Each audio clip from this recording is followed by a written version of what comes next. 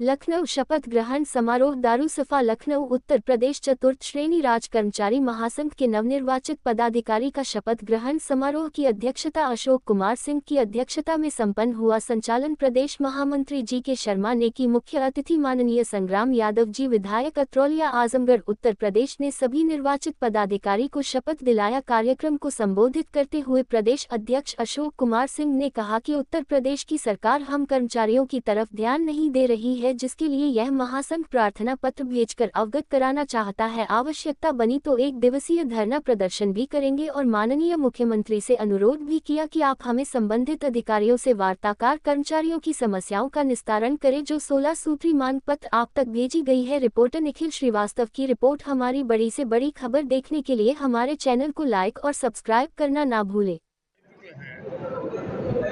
इस देश के अंदर 5 प्रकार की पेंशन व्यवस्था लागू है। कुछ लोगों को जो सांसद और विधायक हैं उनको एक प्रकार की व्यवस्था के अंतर्गत पेंशन मिल रहा है। वो जितनी बार विधायक रहेंगे, जितनी बार सांसद रहेंगे, उतनी बार का उनको पेंशन मिलेगा।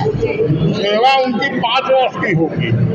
अब वहाँ पर आगे जब हम बढ़ते हैं तो उसमें वो कर्मचारी है जो कर्मचारी अपने जीवन के 60 वर्ष तक, अगर वो 20 साल की उम्र में नौकरी में आया तो 60 वर्ष तक 40 साल तक नौकरी करता है और सेवा में आता है। उसके ऊपर एनपीएस लागू होगा, उसके ऊपर ईपीएफ लागू होगा, उसके ऊपर ओपीएस लागू होगा, उसके ऊपर ईपीएस लागू होगा। तो इस तरीके से अगर देखा जाए तो इस पूरे देश में 5 प्रकार की पेंशन व्यवस्था लागू है। हम सरकार से ये मांग करते हैं कि समान कार्य के लिए समान वेतन होना चाहिए। हम कर्मचारियों के कार्य करने का जो तरीका है वो एक प्रकार का है, तो भिन्न प्रकार की पेंशनें क्यों लागू की जा रही है?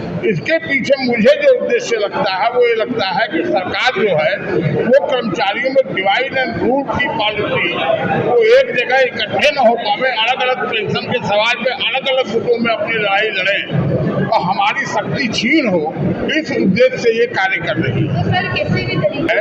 और ओपीएस के सवाल पर हमने जो हमारा अखिल भारतीय सरकारी राज्य कर्मचारी महासंघ है और देश के 60 लाख राज्य कर्मचारियों का एकमात्र प्रतिनिधि संगठन है, उसने अपनी बैठक में ये तय किया कि 26 सितंबर को हम पूरे देश के पैमाने पर सारे जिला मुख्यालयों पर, राज्य मुख्यालयों पर धरना और प्रदर्शन करेंगे।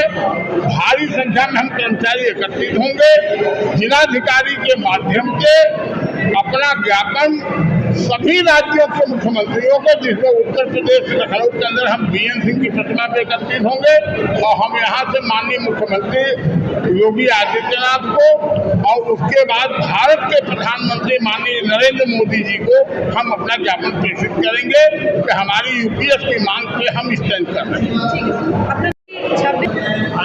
त्याग, तपस्या और बलिदान, यही है महासंघ की पहचान। एकता, बंधुत्व, सेवा की भावना से कर्मचारियों की मांगों को लेकर उत्तर प्रदेश राज्य कर्मचारी महासंघ लल्लन पांडे गुट हमेशा जो है कर्मचारियों के लिए संघर्ष उत्तर प्रदेश में कर रहा है। ओपीएस की मांग बहुत 2005 से चली आ रही है और अभी 24 अगस्त 2024 को केंद्र सरकार द्वारा जो एनपीएस को लागू किया गया था, उसके स्थान पे यूपीएस स्कीम को लागू करने का एक ऐलान किया गया है, जिसको लेकर कर्मचारी उहापोह की स्थिति में है। और उत्तर प्रदेश कर्मचारियों ने अखिल भारतीय राज्य सरकारी कर्मचारी महासंघ के आह्वान पर उनके द्वारा लिए गए निर्णय पर यह तय किया गया है कि ना हमको एनपीएस चाहिए, ना ही हमको ओपीएस चाहिए, हमको यूपीएस नहीं चाहिए, हमको पुरानी पेंशन